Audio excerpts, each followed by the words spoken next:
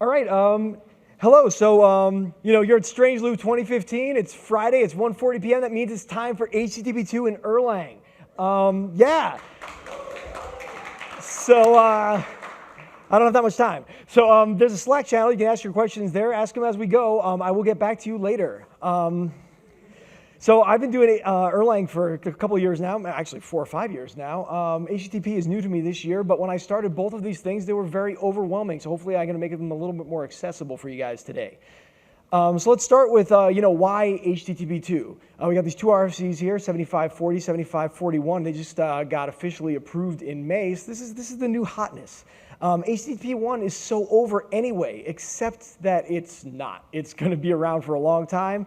A lot of the semantics are still going to be used. And we've got these, we have 296 pages of RFC from 2014 just redefining HTTP 1.1. It'd be a shame to throw that away so soon, so we're just going to keep using it. But even further back, HTTP was built in the 90s by physicists to just share papers and link references, and that would be all really cool. But we started using it for everything. It's fine. Use it for JavaScript. Use it for CSS. That's fine. It's all text. But then we started throwing images at it, audio files, video, Flash, all that stuff.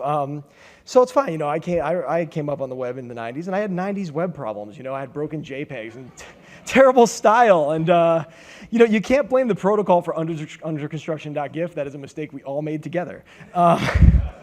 So did 1.1 fix all of this? Well, no. You know what we did? We threw a ton of bandwidth at the problem. We threw broadband everywhere. HTTP 1.1 tried to fix these things, and it tried with pipelining, and it was optional, and it kind of failed. We tried with keep alive connections, and it kind of worked. And we have all these workarounds, sharding and spreading and inlining, and it just, really what happened was perceived latency went down as broadband adoption went up. So great, we've all got broadband now. We're done. No. Slower connections are back in a big way. We got mobile devices. We have edge networks throughout the developing world, not to mention the whole Internet of Things. This is where HTTP2 comes along. It is like the Scrooge McDuck of protocols, man. This thing is cheap. It wants to optimize the wire, and it will do that at the expense of storing things on either side of the connection. We're going to optimize the wire with a single TCP connection. We're going to make it a binary protocol for the first time. People are up in arms about this. Oh, back in my day, we used to telnet into servers and look at HTTP requests and responses. Well, you know what? You should be using SSL anyway, so you can't do that anymore. If you take away one thing from this talk, take away that HTTP2 is about efficiency on the wire. It does not try to change the semantics of HTTP. Request, response, get, put, post, all this stuff, it's still around. You were just trying to, underneath the hood, make it all faster and binary. So why Erlang? Well, I work at Chef, and at Chef, we have Chef servers written in Erlang. And one day, Chef client runs could be served via HTTP2. And when that day came, I didn't want to be stuck without an HTTP2 server to actually do this with. And I thought, maybe I could write my own. How hard could it be, right? Well, it's kind of. So a cool thing about Erlang is that it rocks the actor model for concurrency. Each actor lives in its own little world. It can receive messages, which it then updates its worldview on. And it can send out its own messages and even spawn up new actors. And for Erlang, these actors are processes. And it's really easy to spin up new processes with Erlang. Erlang comes with OTP, the Open Telecom Platform, and it's a set of standard libraries which, among other things, will help us make it easier to work with the actor model. And the first one we're going to use is a supervisor behavior. And I have one supervisor in my HTTP2 server, and this thing, I pretty much picked it up verbatim from Learn You Some Erlang, which is a great reference if you want to learn you some Erlang. And I think you should, but I'm not the boss of you, so you learn what you want. So a supervisor just spins up a listener socket here to sort of hang out and wait for connections to come along. And then what's going to happen is it's going to spawn all these processes that just accept these connections. And when a client connects, it's going to say, OK, I've got this process, and I'm going to spawn up another acceptor to take my place. This is how Apache Prefork works, how Unicorn works. This is nothing new. It's new to me. Erlang's supervisor behavior gives you 4 supervision strategies that it can use. And the one we chose here is a simple one-for-one, which is a lot like a factory pattern for actors. And you just stamp out like new versions of the same thing. Just keep minting them out. And simple one-for-one is also good at it's good at making like one kind of thing. In this case, HTTP2 connections, and it's good at having lots of children. So we can just have it can monitor a whole bunch of them, and it doesn't really care if you have lots of them. So that's perfect for like a web server, right? Speaking of servers, what are these processes? Well, Erlang uses this generic server behavior, and that's great, right? It's a server that takes care of all of Erlang's messaging semantics, and it's just it's a bring your own state server. So it allows you as the code writer to say, forget about Erlang's messaging API, you handle that. I'm just going to write functions that say, if you ask for this, I'll do this. Sometimes doing this means answering a question you have. Sometimes it means just changing my own state and not even answering you. That's fine. So I started with one of these, and I was writing my server, and very quickly it became clear that this was not the answer for me. The answer for me was a generic finite state machine. Protocols are more complicated, and what winds up happening is they depend on what's happened previously, right? Did this happen already? Okay, then I can do this. And GenFSM is actually perfect for that because it takes a gen server and it adds like finite state machine semantics to it. So you can have multiple running states, and you can have different rules for what happens in each state, and you can define transitions between state to state, not to mention the state that we're bringing. Did I say state a lot of times? Probably. It gets confusing. So this is like a typical gen server, right? We got this Erlang init function, a callback, and this terminate callback, and this is how they, these are just sort of clean up accounting states for Erlang, so don't worry about them. They can't even receive process messages. What kind of states are they? But this running state can. And with a gen server, so with a gen server, you're in one state and you do one thing and you just ask a bunch of questions. It'll always answer the same, and it might give you different answers based on its state, but that's about it. GenFSM lets us have multiple running states. And we can have different rules for what happens in each one of these states. And this is kind of a spoiler for what my connection is going to look like, but it's fine. We'll get there. So we have different running states, and word on the street is that GenFSM is great for implementing protocols. So I thought I'd see if it lives up to its name, especially since a gen server experiment already failed. And I'd never built one from scratch before. I'd edited them a bunch, but I never wrote my own. So here we go. Step 1 is just start a bunch of them. We already did that with the supervisor pattern. It was super easy. It was so easy I didn't even show you how we did it. Step 2, well, what's step 2? I don't know. Well, I know now, but I didn't know then. And what I had to do is dive into the protocol to really see what was going on. So, let's go chasing protocols. Let's see what's going on in there. I was hoping I got a good reaction to that slide. I thought I might have dated myself there. So the first thing we're looking at here is an HTTP2 frame. It's the smallest part of the protocol. And it's kind of part data type, part serialization method. But if you think about it, like it's these little pockets of the waffle, right? And you can put anything in that pocket you want. Now, if you can put all sorts of great things in there, like syrup and butter, peanut butter, ice cream, all sorts of good stuff. But you know what you can't put in there? Like rocks and chalk and dirt. That's terrible. So we have the specification telling us what we can actually put in these pockets. And that's great. So what do we learn from the specification here? Well, we learned that every pocket has a frame header. It's a 9-byte header that basically says, what does it say about the header? It says what information is in it. We got 4 things in there, really. Length, which is how big the content of the pocket's going to be. Type, what type of the content is going to be in the pocket. A couple of routing flags basically say, what do you do with this pocket, and is this kind of the last pocket? And then stream identifier, which is a way of us sort of saying what stream of information does this belong to, and we'll talk about streams in just a second. But it also tells us how this is represented in a binary. I mean, this is 9 bytes. There are 3 bytes of length. There's 1 byte of types. There's 1 byte of flags. There's this teal bit that we just throw away for no good reason, and then a 31-bit stream identifier. So then what? Well, the type tells us what all of these gray blocks are made of, what's in the pocket. And each of the 10 frame types have different pocket content. Some of them actually have no pocket content, but just savor the taste of the waffle, I guess. And then it tells us what the binary representation of this data actually is. So how do we read a frame? Well, Erlang's socket API is kind of cool. What we're going to do here is we're going to just receive 9 bytes off the socket, and now we have them. Isn't that great? That was easy. Then we pass those 9 bytes into this read binary frame header, and we're going to turn this into something that we can actually manipulate in Erlang, and I'm going to show you that on the next slide, I think.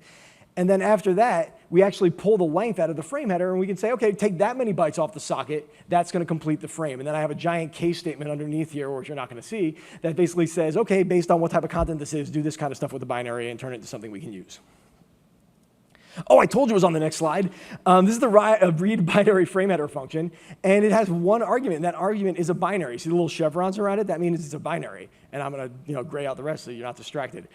These colons here are telling us, well, the slash bits at the end is telling us we're talking about bit lengths. And then these colons here are going to tell us what we're actually going to bind here.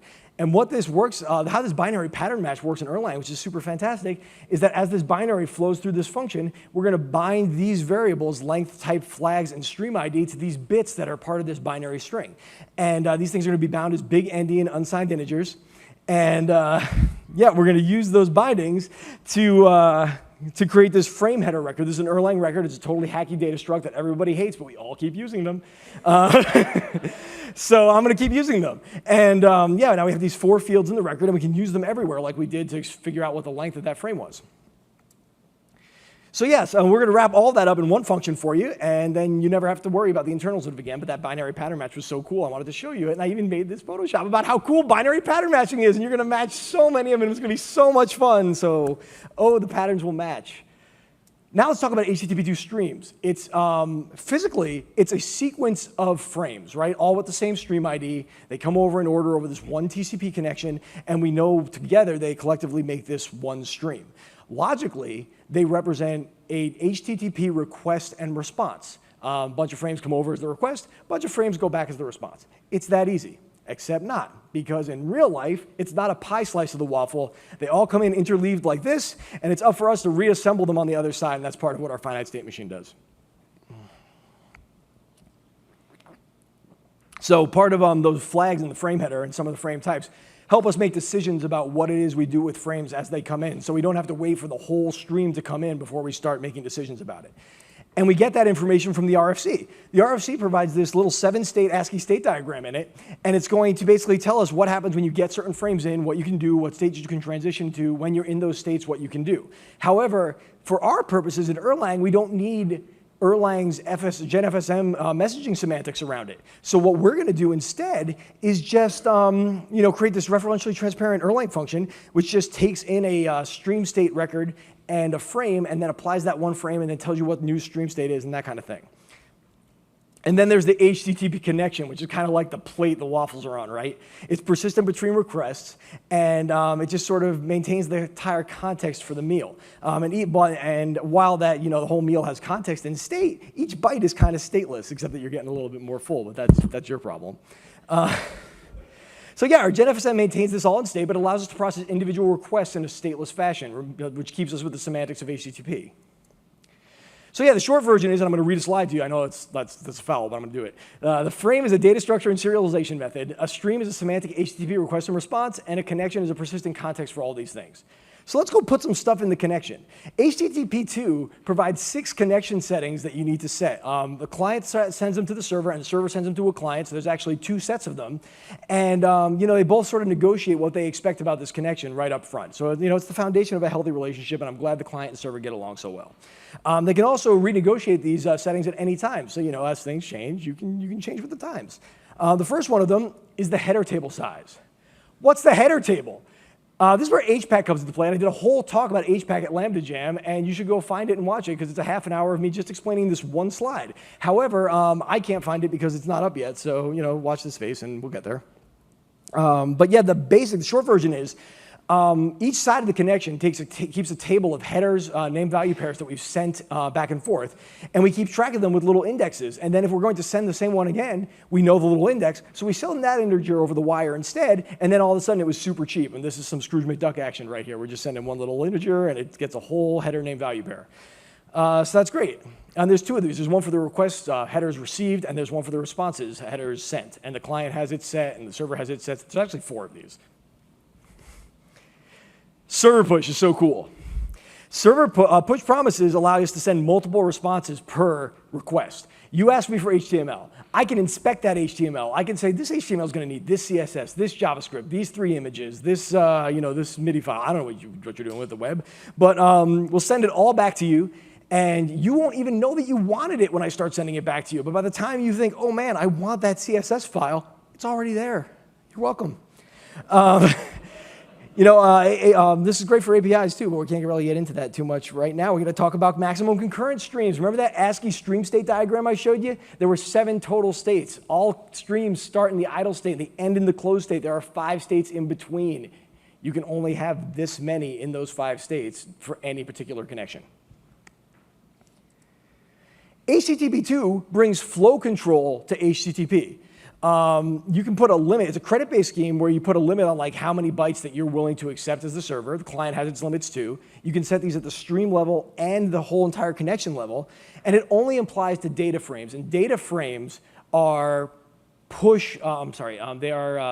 request and response bodies only. This is what data frames are. So any control frames, headers, reset streams, go away frames, anything that you need to do to affect the connection goes around this flow control, is not affected by it. So if you get stuck, you can just say, you know what, I give up. You don't have to just sort of sit there and hang forever like some versions of HTTP I know.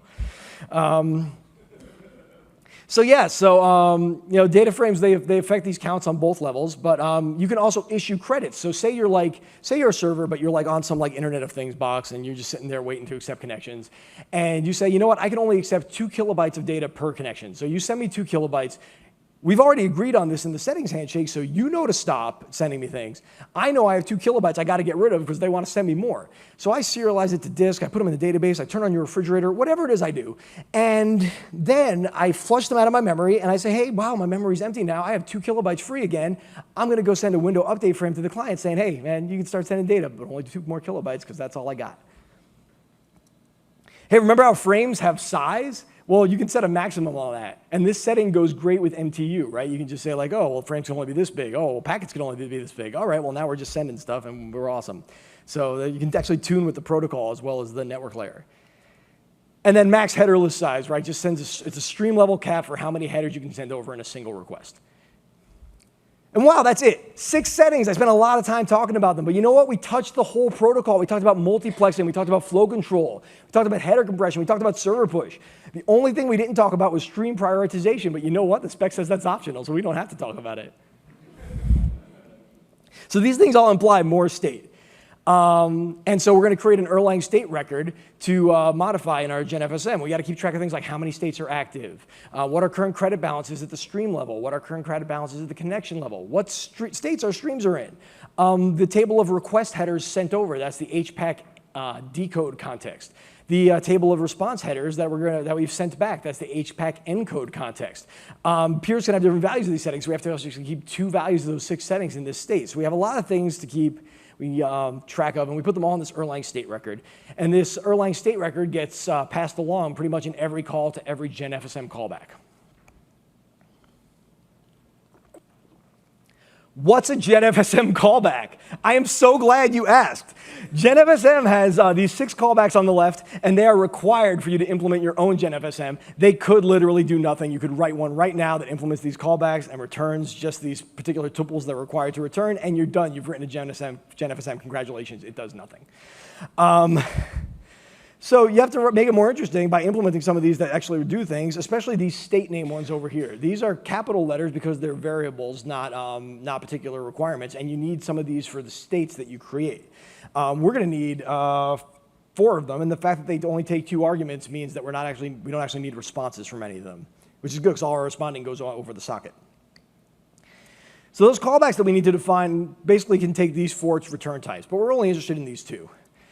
The first one is this next state thing, which says, okay, so we want you to go to the next state now that we're done processing this message. Here's the next state that we want you to go to. Here's that state data that we've modified and sort of sent along our way. And then here's a timeout value, which we're always going to use as 0. And all this is basically saying is after you've processed a frame, we're going to send a timeout message back to our process that basically asks it to read another thing off the socket, another frame off the socket, and then process that, and then repeat until the connection's over. When the connection's over, we send this stop tuple thing, and that's GenFSM's like clean way of exiting here. So we could have gotten around that 0 timeout thing by using an active socket, but I wanted to use a passive socket so I had more control over things. So yeah, so this is our GenFSM. We saw it before, but now it's square, so you should be surprised and think that it's new.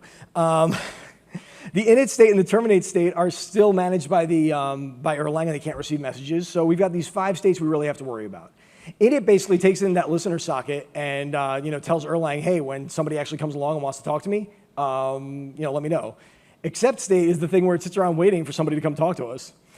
Once that happens, then the handshake state is basically us saying, okay, are we really an HTTP2 connection?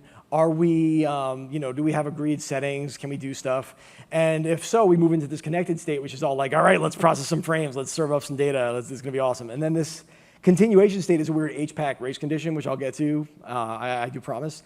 And then the closing state is this thing where we sort of tidy up the sockets and make sure they're all closed before we go home to terminate. And that's kind of it. And let's walk through sort of like a little bit more about how that works.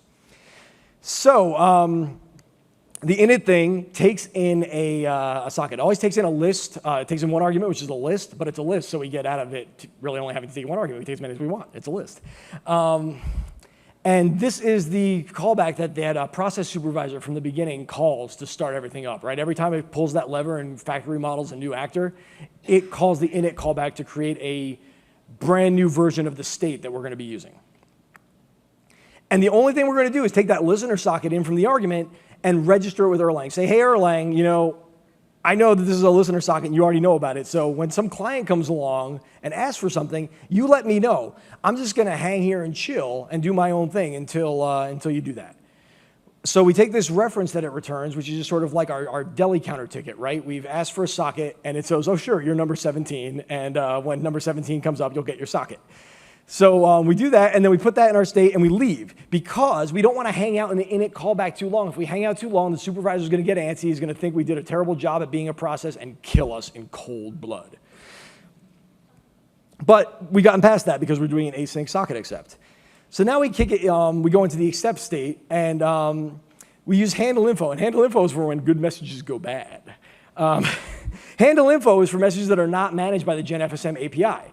So, which is good for when the socket lets us know that there's something and our deli counter number is up. Well, it does it in a non-GenFSM-y way. And so we can't use a standard GenFSM callback. We have to use this handle info thing, which is cool. So prim inet is going to send us back this message about our deli counter number being up, and here it is. This message looks like this. It's a 4-tuple. It says it's an async inet thing. It's got, this is the listener socket you originally asked for it about. Here's your deli number, just so there's no confusion. You're not trying to steal somebody else's socket. And then here's our tuple of OK client sockets. So this is the client socket is the actual thing that some client is connected on, and we want to talk to them. So it's great. The fact that we're using handle info here to receive this message is good, because otherwise prim inet would have to be designed for GenFSM use only, and then we couldn't use this in other things like gen servers or just even in the command console. So it's great. Here's our handle info callback, and it probably looks a little intimidating, even though I cut a lot of stuff out with this comment here, but we're going to break it down a little for you, because this shows a couple of cool things. It shows us how to use function clause matching and record syntax, which I think are both really useful for building a server like this. So the first argument to handle info is that 4-element tuple that I was talking about before. Now, we're doing function clause matching, so we're making sure that this matches a 4-tuple. That inet async thing is an atom. That means the first atom of this message has to be inet async. If it's not, this function clause does not run. The underscore in front of listener socket says, yeah, we know it's the listener socket, but I don't care. I'm never going to use the variable. Don't bind it. There's our deli number, and there's our socket, and those two things are bound. We now have ref and cli socket as variables that we can use in this function. The second argument is accept. It means if we are in any state but the accept state, do not run this. We are matching on what state we are in, and what state we are in is the atom accept. Now we're going to take our state, our connection state, the state record that we were talking about, we're going to bind it to the letter S with that equal sign there. So now S is the state.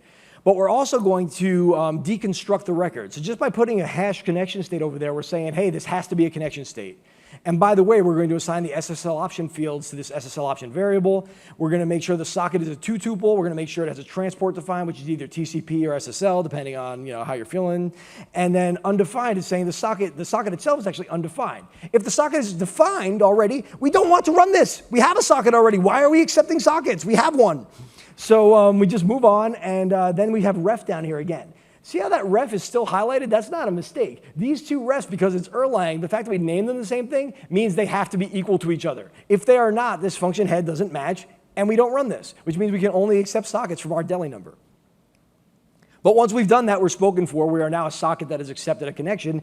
So we're going to go ahead and tell the supervisor, hey, there's one less acceptor in the world. We're spoken for. Spawn up another one, pull your lever, make a new socket, and sit there waiting in the accept state.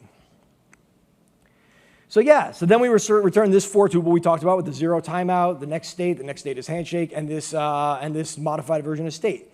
But let's look at that for a second. This syntax without the equal sign is saying, take S. Now make me a copy that is also a connection state with all the fields that are the same, except for socket, which we're going to now make this instead. Why do I want to make a new connection state? Shouldn't I just change it? Not in Erlang, Holmes. Everything is immutable. Immutability takes a lot of complexity out of concurrency, and Erlang is super into concurrency, so it's going to make you work for a living. That's fine. But now we're in the handshake state, and the handshake state is pretty cool. It's our first actual state name callback, because we didn't actually need one for accept at all. Accept just was covered by handle info. And our handshake state is really simple, right? It takes this timeout message in, and then we're going to deconstruct the state a little bit so we can grab the socket out. And the timeout message just comes automatically from the fact that we returned 0 from that tuple with the handle info call there we did before. And all we do here now is we're going to read 24 bytes off the socket. It's HTTP2, and we know from the spec that the first 24 bytes have to be this binary string right here, PRI star HTTP2, whatever. If it's not, we're not an HTTP2 connection, and we can just go home right now. Because this is Erlang and pattern matching and stuff, if this thing is equal to anything besides the tuple OK PRI HTTP2, this whole thing explodes and it spits out a giant error log and it doesn't make any sense and it says something like bad match and there's a crash dump and everybody's really upset. And so we don't have to be jerks about this. We can just put this in a case statement and say, if it matches this, go to one place, and if it matches the other thing, go to closing. Let's talk about closing because it's really easy. It's where we clean up. We just have 2 function clauses there. We do a pattern match for the deconstruction again and we say, hey, is this socket undefined? If it's undefined, we don't do anything. The socket didn't even get undefined. What is there to clean up? However, it is defined. We're just going to close the socket before moving on and stopping to normal, and we transition it to terminate. So that was easy, right? Handshake's cooler, though. Let's go back and finish the handshake property because there's more to do. No, you guys can stay. But HTTP2 comes with this thing called the go-away frame. And what it does is it's a way of actually terminating the connection cleanly, saying, you know what, we're done, we can't recover, something catastrophic has happened. So GenFSM has a clean way of exiting the GenFSM process. HTTP2 has a clean way of exiting HTTP2 connections. So we can actually write a function that says, we'll call this thing go away, we'll base it on the connection state, we will create a binary based on the spec to say this is what the go-away frame looks like, and then we'll send it over the wire. After we send it over the wire, we'll go ahead and return this thing at the bottom that GenFSM understands. So we got a twofer here, right? We have a way of telling HTTP and GenFSM both that it's time to go home. And so we can go back to our handshake and say, you know what? Take this next state closing business nonsense that we don't really need to know about, and we'll just swap it with the go away call. And now we can exit both in an HTTPE way and a GenFSM way, and that's pretty great. But what's cool about this now is that once we've gotten through this part, everything else is a frame. And we're just going to route frames. And the only difference between these states now is what frames we can route. But the good news is, if we're routing a frame, it does the same thing no matter what state we're in. The only difference between these states is which frames we're allowed to route. So how do we route incoming frames? Well, we know how to read them, so we've read them. We've got one in memory. What do we do with it? Well, there are 10 types of frames, like I said before, but there's really 2 different levels at which they can operate, the connection level and the stream level. But now you're counting really quick, and you see that there are 11 bullets up there. What did I do? Joe, what's going on? Well, the answer is their window update applies to both types of frames, or both levels of this. And then go away and reset stream are kind of the same thing, just one's at the stream level and one kills the whole connection. And then you've got these 4 up here, the headers, push, promise, continuation, and data. And these are the ones that represent your semantic HTTP requests and responses, and they all happen at the stream level. But then data frames have implications at both the connection and stream level because it's got to keep track of all the flow control credits. It's easy. Protocols are fun. So yeah, so we're routing frames, and there's more parts of the handshake, including all that settings handshake stuff that we didn't even talk about the implementation yet. But the good news is because settings exchanges can happen at any time, we'll all implement that in this thing called route frame. And it'll be a function that we can call that just route a frame no matter what state we're in. And we just happen to use it for the first time in the handshake state. So this clause right here, this route frame clause looks pretty interesting, right? It does absolutely nothing. That underscore there means you don't even have to put a frame in there. You put anything in there. And it's not going to do anything. It's just going to return you the same state you started with. That's OK. More interested in talking about this spec thing. The spec thing is Erlang's super weak type system. It's got compile time type analysis, and it tells other developers sort of what we expect. So what it's telling you is that we're writing a function called route frame. It takes in a frame and a connection state, and it returns this thing that GenFSM wants to see, this next state, possibility states that we're going into, and then a new connection state and a non-negative integer, which in this case always happens to be 0. That's fine. So yeah, so I mean, you're all type nerds here. It's fine. So don't hate on my types. They're totally weak, and they can't possibly fight you. So back to the protocol, I mentioned that each peer sends the beginning frame again and the handshake each time. And we've got a settings frame going over, but then the spec says every time you send a settings frame, you need to get a settings frame acknowledgement back. What's a settings frame acknowledgement even? It is a settings frame with no body and an ACK flag set. So now that flags byte will say 1 instead of 0. Great. So now I have all these handshakes to handle. But route frame handles all these things with class, right? So it understands how to do a settings handshake, and I can do it now, I can do it later. I'm not going to show you it now because we need to move on to streams, and this isn't really important right now. So in the connected state, this is where the action is, right? This is where we're actually processing requests. And at this point, we have an open connection, we have a socket. Just opening a socket's never been easy. We're just sitting here, we're chilling with our open socket, waiting for frames.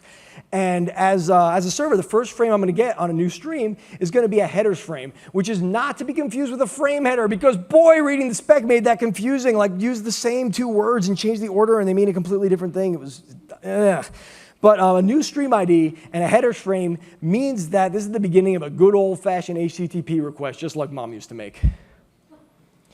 What do we do with it? Well, whenever we're writing a frame, we basically have to decide whether or not we're at the connection level or the stream level. And then once we make that decision, we can decide, are we going to use this nice, colorful FSM over here? Or are we going to use this ugly, terrible ASCII FSM over here? I like this one, too.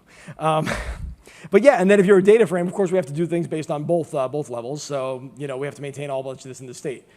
But let's talk about the connected state really quick, because the callback's actually really easy, right? The way we built this thing, we can just, we get that timeout message. We're always getting timeout messages. That's sort of the thing I like least about this design, but I have a plan to fix that.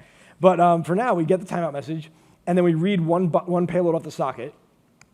Then we route it. This route frame is going to give us a new modified version of the state, and it's going to give us this, well, not modified, right? We can't modify things. We're Erlang. It's going to be a newer, better, stronger, faster copy of the state. It's evolution at its finest. The state is changing over time, but we're getting new ones in generations. We're not changing anything ever. So I say change, but I mean new. So yeah, so we've already got some route frame clauses here for settings handshake. So if you're in connected and you get a settings frame, you know what to do with it, and you just return this tuple that GenFSM expects. And we just have to write a bunch more for all the different frame types, and we should be done. Well, I'm not going to show you them all. I might not even show you any more. I might show you one more.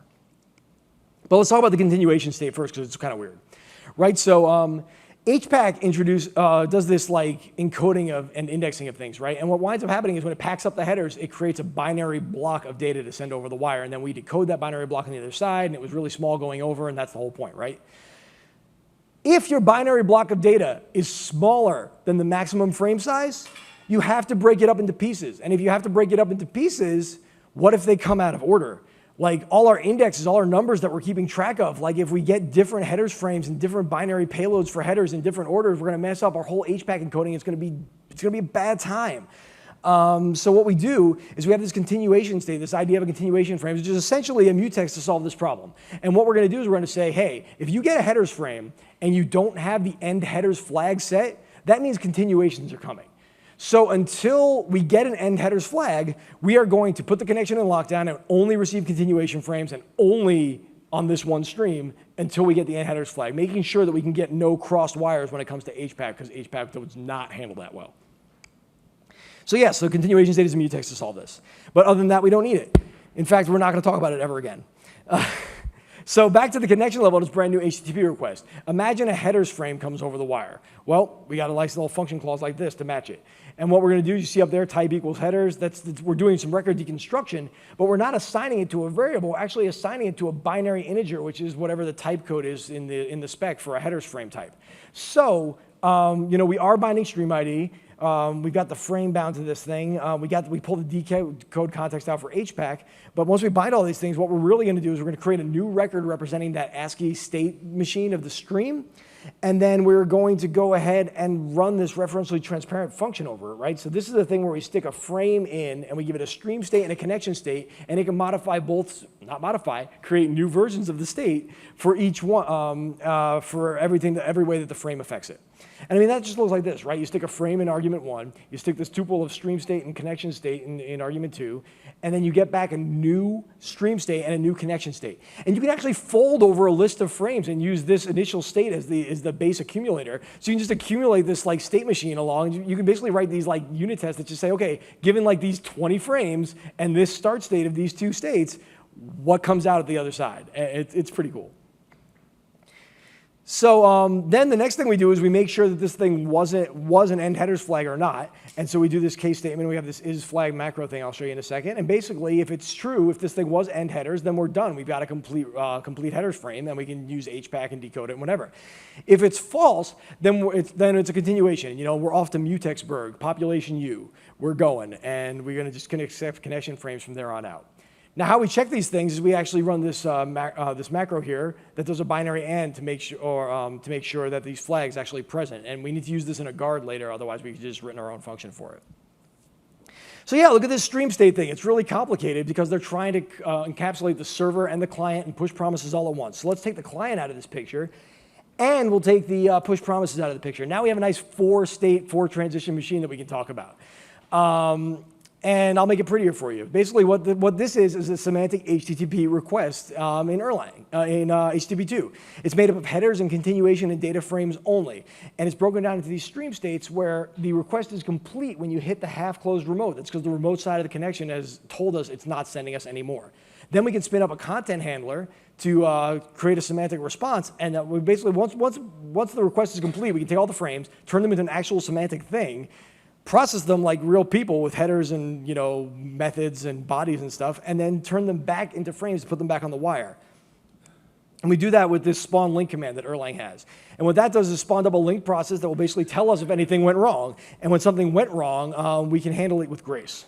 So this is the kind of what's key to Erlang's let it crash philosophy, but how we apply it here with the content handler is we're going to say, all right, create this, do this spawn handle thing, which just like wraps an anonymous function here, and then use this higher order function spawn link to take our content handler and do stuff with it. Well, what's our content handler look like?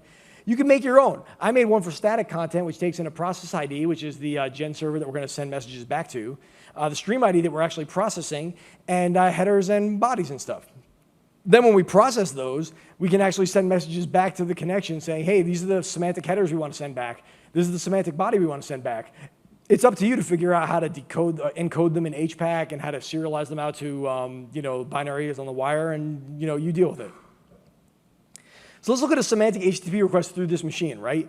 There are 4 paths that I think you can take, but they all look pretty much the same. And this is the easiest one, right? We take this frame, and it's just a headers frame, and it says an end headers flag and an end stream flag. This is a complete single frame HTTP2 request. It's probably a GET or something because there's no request body, but this thing goes straight into the half-closed remote because it is done. And we have a function clause in our HTTP2 stream function that sort of handles this. And basically, what this is saying is if it's a headers frame, then check and see that it has both the end stream and the end headers flag set. If that's true, then we're done. We have a complete request, and we can use HPACK to decode it, where we create a new decode context because HPACK has re-indexed everything, and now it's time to put that in the state instead. And then we spawn off a new handler to do this response work in parallel. So every other variation through this state machine is just a variation on a theme, which is a header frame comes in and kicks everything off. We move into the open state. Then a bunch of other stuff happens until we get the end stream flag, in which case we hit half-closed remote, and then, yeah, that's the right slide, and then we're done. Then we actually spawn up a content handler, and we serve our responses, and that's it. All the action for a stream happens in half-closed remote as far as server processing goes. I have 2 minutes left, so I want to talk about push promises really fast. I need a couple more API functions to make it work. I can create a new stream record from inside the content handler, and then I can send a promise back, which is essentially like a simulated request, right? I'm saying, I know you're going to request this eventually. This is what that request is going to look like.